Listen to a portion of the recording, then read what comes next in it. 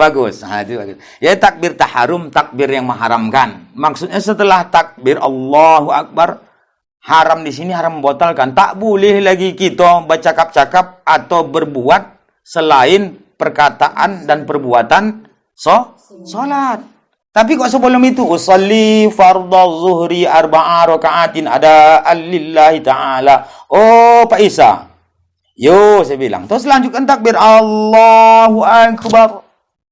Sah tidak? Sah. Karena arti salat tadi apa? Beberapa perkataan, perbuatan makhsusah yang khusus diawali daripada takbiratul ihram, disudahi, diakhiri dengan salam. Itu dia. Kenapa dikatakan khusus? Karena ada juga perkataan, ada juga perbuatan diawali dengan takbir, diakhiri juga dengan salam, tapi bukan salat. Sujud syukur dan sujud tilawah. Bukan dikatakan salat, maka dikatakan seperti itu. Itu kan lihat Allahu Akbar. Kok kita baca muqaranah hari situ yang diterima muqaranah kamaliyah dan muqaranah urufiyah. Tapi muqaranah urufiyah itulah yang selalu kita bisa. Kok kamaliyah ni sulit. Jadi Allahu Akbar, niat tu artinya apa? Lintasan di dalam hati. Kalau kita bercakap Allah saja aku salat fardu zuhur macam kita buka ambu tu sah tidak? Tak sah. Itu kata-kata hati. Kata-kata hati dia. Jadi niat tu lintasan, terlintas. Allahu Akbar.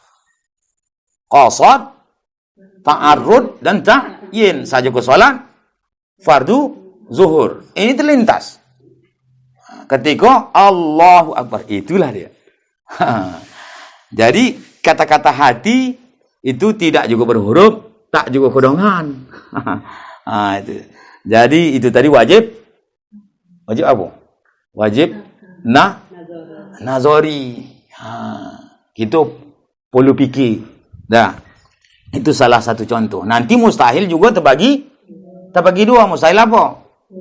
Mustahil doruri dan mustahil nazari. Mustahil doruri itu apa contohnya? Seperti sunyi jirim daripada bergerak dan diam. Tidaklah bondo itu bergawak, tidak pula diam. Jadi hakikat mustahil, arti mustahil tadi apa? Tak menimu akal adonyo. Akal tak menimu pada adonyo. Dia tu yang ditimunya tak ado. Hakikat mustahil itu tak ado sama sekali. Seperti sunyi jirim daripada bergerak dan diam. Tidak bergawak, tidak pula diam. Telunjuk saya ini, yang satu ni tidak pula bergawak, tidak pula bergawak, tidak pula diam. Ada tidak? Tidak. Itu pada dorurinya. Kan tak apalah payah-payah, tak menghendaki dalil. Kalau nazarinya seperti apa? Syirik, sekutu Tuhan. Itu dia. Kemudian sampailah terakhir pembahasan harus atau jaiz akli. Apa pengertiannya barang yang sah pada akal? Adonyo dan tiadonyo. Jadi kalau bahasa Arab pengertian wajib tadi mala yatasawwaru fil aqli adamuhu. Kalau mustahil mala yatasawwaru fil aqli wujuduhu. Kalau jaiz ma yasihhu fil aqli wujuduhu adamuhu. Barang yang sah pada akal adonyo dan tiadonyo. Terbagi menjadi dua. Harus doruri dan harus nazari. Apa contoh harus doruri, Bu? Apa? Harus doruri seperti terus apa? Acau satu dulu. Ulang balik. Harus doruri seperti sejirim daripada menerima. Seperti sunyi jirim. Seperti sejirim daripada menerima. Seperti sejirim menerima. Dan atau diam. Sebelum tertentu wajib, sesudah tertentu harus. Itulah dia. Seperti si jirim menerima gerak dan diam. Salah satu berganti-ganti. Tak mau gerak dan diam itu ditimo sekaligus. Tak bisa dalam berhimpun gerak dan diam itu dalam satu waktu. Bergerak pada ketika ini, nampak? Bergerak pada saat ini, diamnya pada saat yang lain. Tak mau di saat bergerak telunjuk yang satu yang bergerak ni, di situ pula telunjuk tu diam. Itu hukumnya mustahil. Maka harus doruri tadi seperti si jirim bondo itu bergerak dan diam, menerima gerak dan diamnya itu berganti-ganti dengan tertentu. Sebelum tertentu wajib itu maksudnya wajib menerima gerak dan diam. Salah satunya seperti si jirim menerima gerak dan diam, salah satu berganti-ganti dengan tertentu. Sebelum tertentu wajib, sesudah tertentu harus. Sebelum tertentu wajib tadi maksudnya ini belum ada. Wajib menerima salah satu. Kalau tidak gerak, diam. Tak bisa gerak dan diam itu sekali timo. Karena tak bisa berhimpun gerak dan diam itu dalam satu waktu. Wajib menerima salah satu. Diterimanya lah geraknya. Berarti tertentulah geraknya. Maka sesudah tertentu harus. Maka haruslah diamnya. Tertentulah diamnya. Maka haruslah geraknya. Itulah dia. Kemudian harus nazari seperti Allah Ta'ala menyiksa orang berbuat taat dan memberi pahala orang yang berbuat maksiat. Itu menyiksa orang berbuat taat menurut hukum akal apa hukumnya? Menurut hukum akal menyiksa orang taat? Harus. Kan harus akal. Menurut hukum syara? Menyiksa orang taat menurut hukum syara apa? Mustahil. Kenapa mustahil menyiksa orang berbuat taat menurut syara? Tapi tak ada mustahil syara. Akal tak menimo syara itu menyiksa orang taat. Kenapa? Udah ada janji kebaikan. Menyalahi janji kebaikan itu adalah kekurangan. Kekurangan bagi Allah Subhanahu wa taala hukumnya mustahil. Dijanjikan kita misalnya majikan sama hamba. Wahai kau bekerja di sini 1 bulan, nanti gaji kau 1 bulan 5 juta. Tak tahu setelah sampai 1 bulan 5 juta itu dikurang menjadi 4 juta 500. Itu kekurangan namanya. Menyalahi janji kekurangan itu hukumnya mustahil. Menyalahi janji kebaikan hukumnya kekurangan bagi Allah Ta'ala hukumnya mustahil.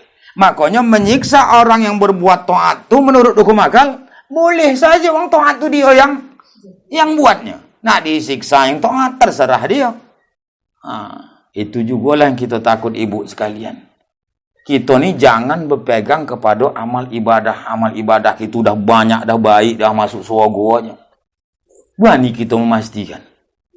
Maka Umar Ibn Khattab tu menangis, ibu rahimakumullah. Menangis. Padahal dia jamin masuk surga. Bisa aja Allah Ta'ala masukkan ke dalam neraka. Kita begitu juga lah. Kalau tidak dengan rahmat Allah Ta'ala. Lolap gitu.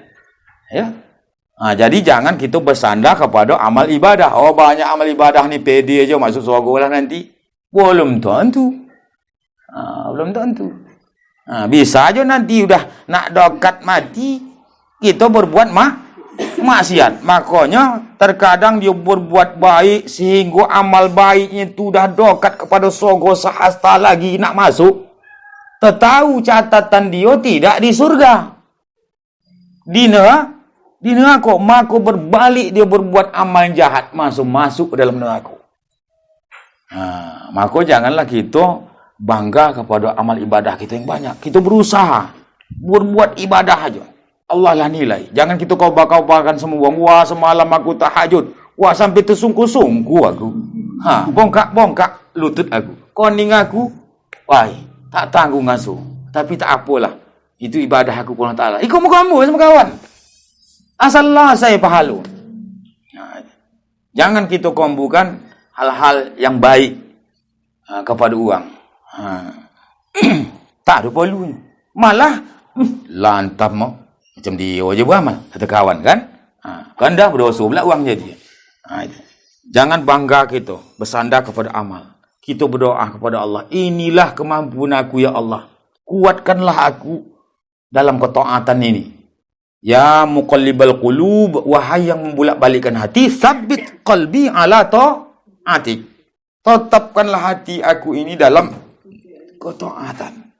Walaupun diuji kita bermacam-macam kesusahan dan kesenangan, sehat dan sakit. Kita sekarang ini kan diuji oleh Allah Ta'ala. Yang namanya virus corona. Covid apa nama tu? Covid-19. Kok awak cakap kamu Covid tu apa? Covid gini kan? Covid-19. Oh, penyakit. Dibagi bikin Tuhan corona saja. Udah pusing-pusing seluruh dunia. Tempat ibadah pun menjadi kosong. Saking takut. Baru sedikit penyakit.